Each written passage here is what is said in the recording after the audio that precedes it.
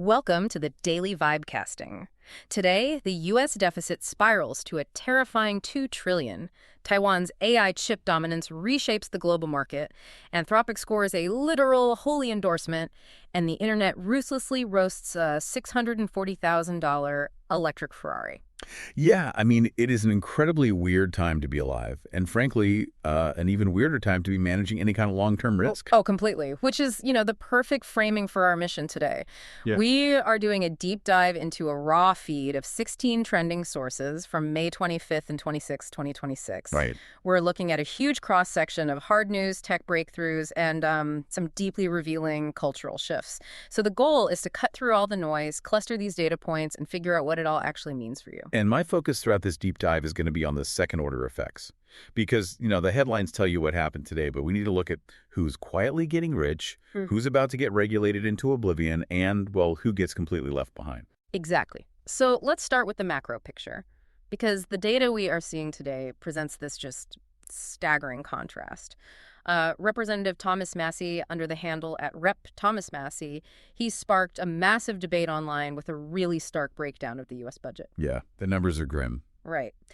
And just putting the partisan politics entirely aside for a second, because we're neutrally reporting the market sentiment here, not taking sides, he warns that a combination of the One Big Beautiful Bill Act, or OBBA, the 2026 Iran war costs, and ongoing GOP spending are pushing the deficit to $2 trillion for fiscal year 2026. I mean, the raw dollar amount is terrifying on its own, but it's really the structure of that debt that we need to analyze. Yeah, that is the part that, literally stops you in your tracks. Because Massey points out that financing just the new debt now costs more than all federal road and bridge projects combined. Wow. And we'll be making those interest payments forever. Right. Let's unpack the mechanism of why that is so destructive. Because this is the textbook definition of a fragile system. You are cannibalizing the future to pay for the past. Yeah, exactly. And you spend money on physical infrastructure, like a bridge, a port, a highway. That investment generates future economic activity, right? Right. Goods move faster, you create jobs, all of that. Exactly. Yeah. But when your debt servicing outweighs that infrastructure spending, your economy is fundamentally breaking. Interest payments are just a massive capital drain. They produce zero future value. Yeah. And the person who ultimately absorbs that loss is you, the taxpayer, through, inflation and higher taxes. It is a terrifying foundation. But then you look at the other side of the globe and the markets are behaving like we're in a golden age. Oh, the disconnect is wild. Totally. A post from @ZeroHedge points out that Taiwan's market cap just hit $4.95 trillion. So they officially overtook India to become the world's 5th largest equity market. Which is insane to think about. Right. And this is almost entirely driven by TSMC and just the insatiable global demand for AI chips. We really have to pause and look at the sheer concentration of wealth happening there. I mean, a tiny island nation with a population of, 23 million? Roughly. They just eclipsed the market cap of a country with 1.4 billion people. But more importantly, we need to understand why TSMC commands that kind of value. Well, let me jump in on that, because I think a lot of people assume TSMC is actually designing these incredible AI chips, and they aren't. They operate on a pure foundry model. Right. So companies like NVIDIA or Apple, they design the chips, but TSMC actually bakes the silicon. They own those extreme ultraviolet lithography machines, those incredibly complex billion-dollar factories that actually print the microscopic circuit. The bottlenecks. Exactly. They're the ultimate bottleneck. If you want advanced AI, you literally have to wait in line at their bakery. Which creates a massive, massive systemic risk. Yeah. We are funding a technological utopia with a bleeding balance sheet. We have a $2 trillion deficit in the U.S., while the entire global tech boom relies on one single manufacturing company in one of the most highly contested geopolitical hotspots on Earth. Yeah, it's precarious. Extremely.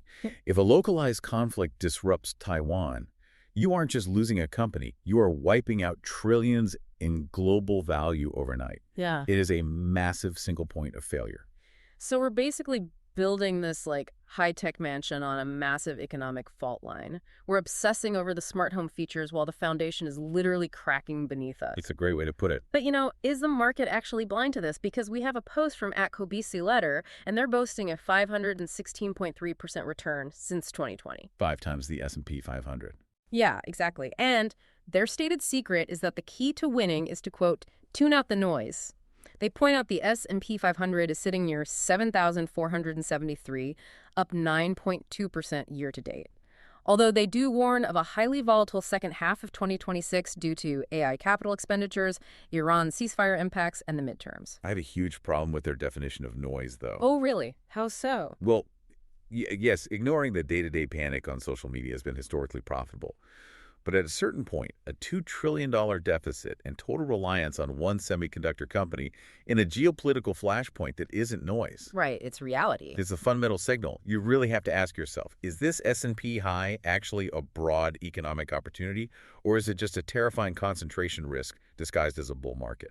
I hear the cynicism, I really do, but let's look at where some of that concentrated capital is actually going, because the sheer scale of the engineering happening right now is undeniable. Fair enough. Moving away from the terrestrial markets, SpaceX just posted a video of their V3 Starship completing a successful flip and landing burn in the Indian Ocean for Flight Test 12. Which is a phenomenal engineering feat, obviously. But, let's look past the rocket itself. The rocket is just the delivery truck. Right. The real story is always what is inside the truck. And that payload is mind-blowing. David Holtz, the founder of Midjourney, under the handle at David S. Holtz, posted a breakdown of what SpaceX is actually doing up there. He points out that SpaceX put 10 megawatts of solar power into space with their Gen 1 Starlink satellites, Okay. then 100 megawatts with DIS-2, and soon they're aiming for 1 gigawatt with Gen 3. They are 10-issing space solar power every few years, and the end goal here is to beam microwave power directly back to Earth. See, this is where we need to look at those second-order effects again. Because everyone thinks of SpaceX as just a rocket company or, an internet service provider. With Starlink. But they aren't just that anymore.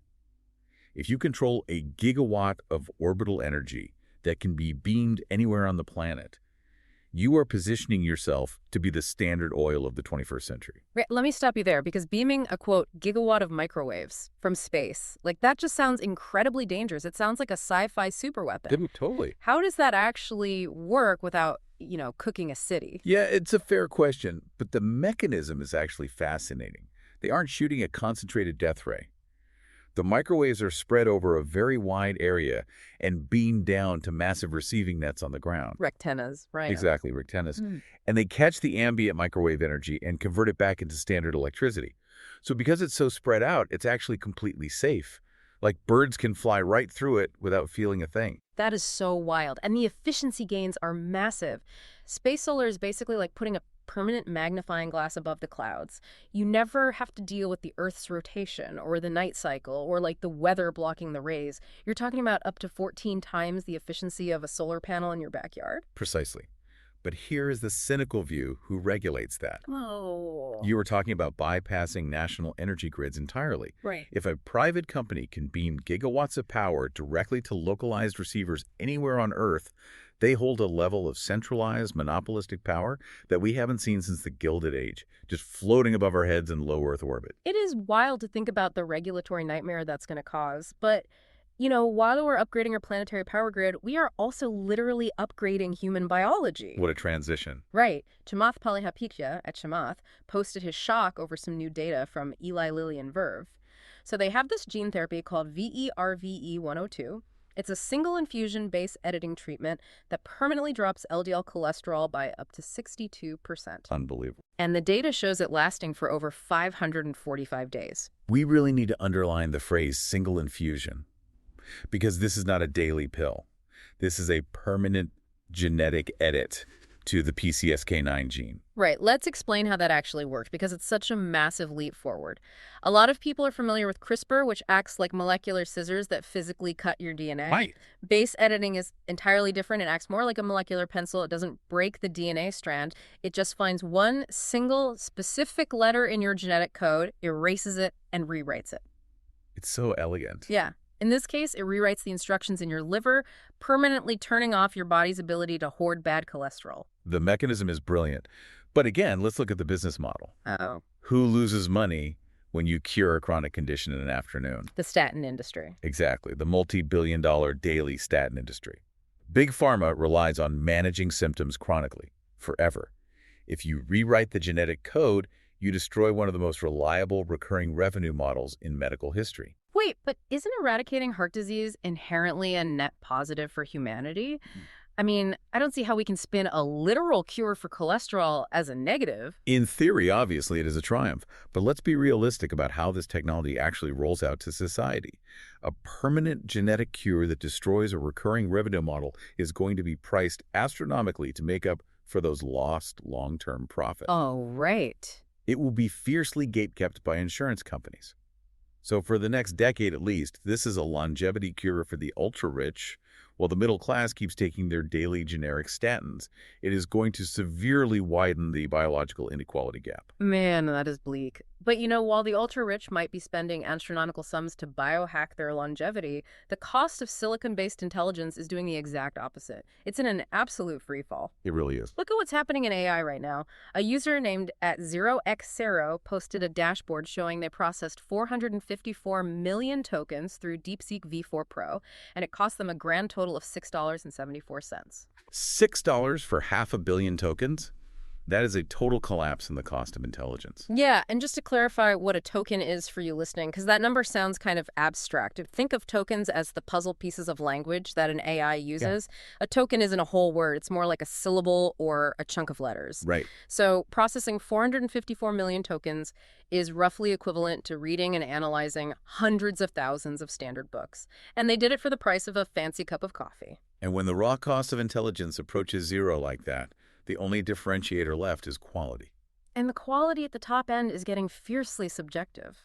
A 16-year-old developer, handle at LexNLin, posted a blind test comparing Claude Opus 4.7 against GPT 5.5. Okay. They were using a strict typography and layout skill called Taste Skill V2 to build a premium user interface. The consensus was that Claude absolutely crushed GPT in terms of pure aesthetic taste. It is genuinely fascinating that we are now benchmarking artificial intelligence not just on pure logic or math, but on taste. But, Anthropic's real masterstroke this week has absolutely nothing to do with typography. Oh, this might be the most surreal story in the deep dive. User at Kimenismus points out what is arguably the greatest PR coup in tech history. Pope Leo IV just released an AI encyclical called Magnifica Humanitas, and he did it alongside Anthropic co-founder Chris Olah. It's wild. Yeah, Anthropic has actively refused Department of Defense weapons contracts, and now they literally have the Vatican's blessing. This is regulatory capture via morality. Oh, that's a good way to phrase it. It is a brilliant and deeply cynical strategy, because by positioning themselves as the, quote, wholly ethically aligned AI, they gain a unique legitimacy among 1.4 billion Catholics globally. Right. If secular regulators try to crack down on Anthropic now, they aren't just fighting a tech company anymore. They are fighting the Vatican's endorsed vision of human dignity. The irony, though, is so perfectly internet. Yep. Because right after the Pope blesses Claude, a founder named at Vezuman posts a screenshot of Anthropic's Claude Code CLI. Oh, I saw this. There's this rendering bug where the interface just spits out garbled, multicolored text instead of actual code. And Vezuman sarcastically praised Claude for, quote, auto-encrypting all terminal communication, calling it very SOC2.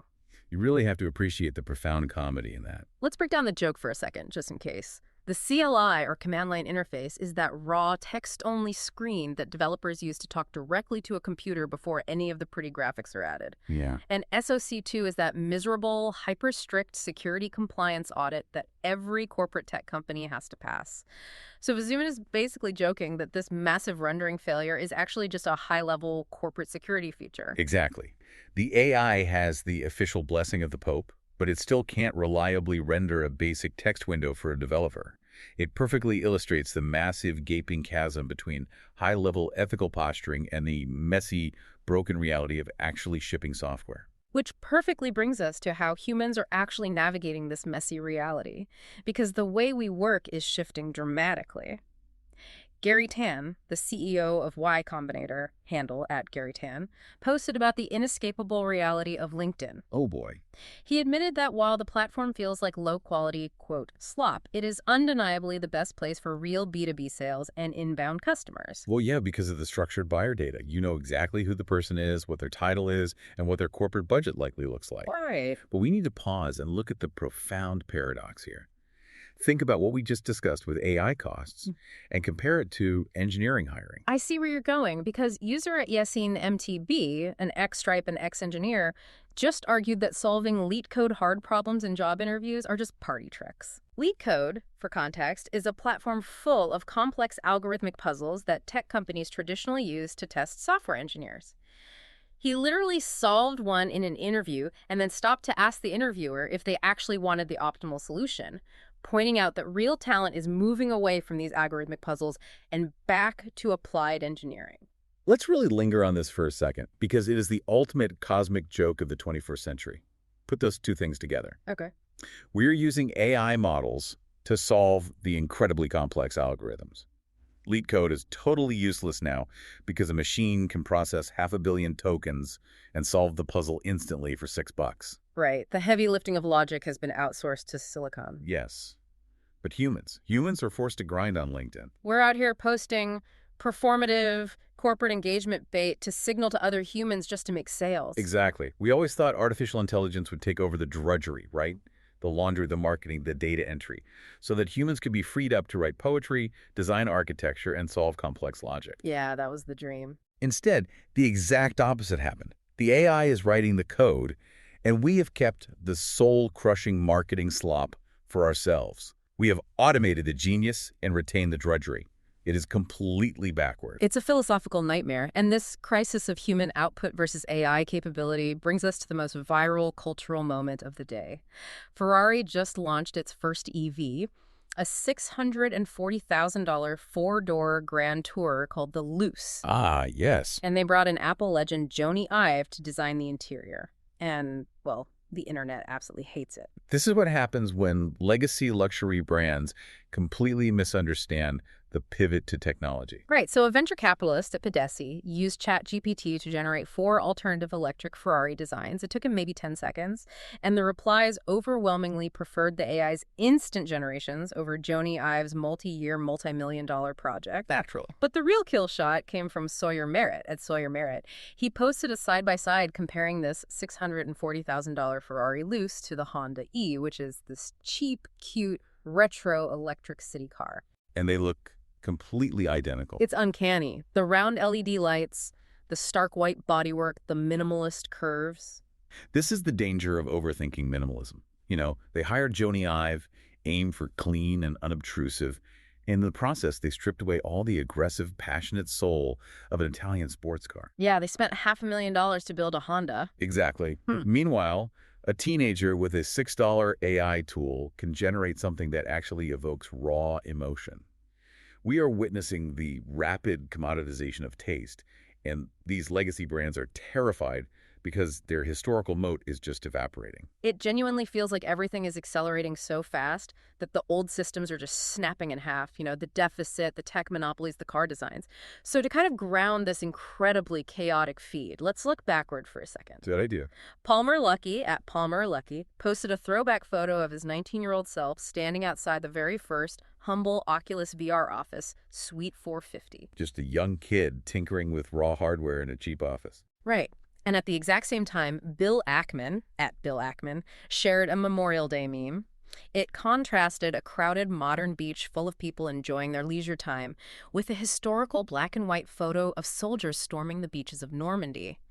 And to be clear, again, we are looking at this neutrally, purely as a cultural reflection of where our attention is focused today. But it serves as a remarkably sharp, necessary reality check. Yeah. We sit here debating AI user interfaces, gigawatts of orbital power, and ugly electric Ferraris. We complain about LinkedIn algorithms. Yeah. But this entire ecosystem of modern prosperity, this high-tech mansion we've built, is underwritten by massive historical sacrifice.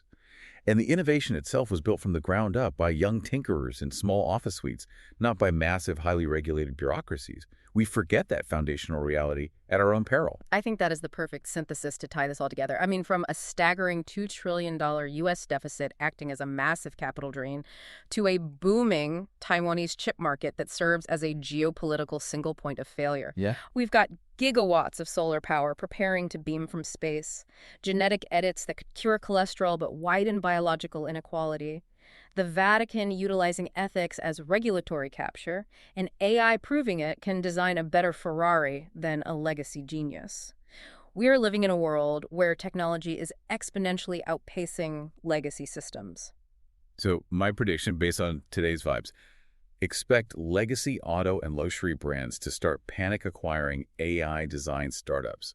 Not for the tech, but just to save their failing Oh, aesthetics. absolutely. And on the macro side, do not be surprised if the U.S. government, desperate to plug that bleeding $2 trillion deficit, floats the idea of taxing orbital energy farms before SpaceX even finishes building them. When the foundation cracks, governments will look for revenue wherever the innovation is actually happening. I want to leave you with one final thought before we go, building on everything we just discussed. We started by talking about that fragile foundation, the U.S. debt spiraling, while AI intelligence gets infinitely cheaper and smarter. If a $6 AI can design a better Ferrari, cure our cholesterol, and secure the Pope's blessing, actually secure the blessing of the Vatican, what happens when we inevitably ask it to manage that $2 trillion deficit? Oh, wow.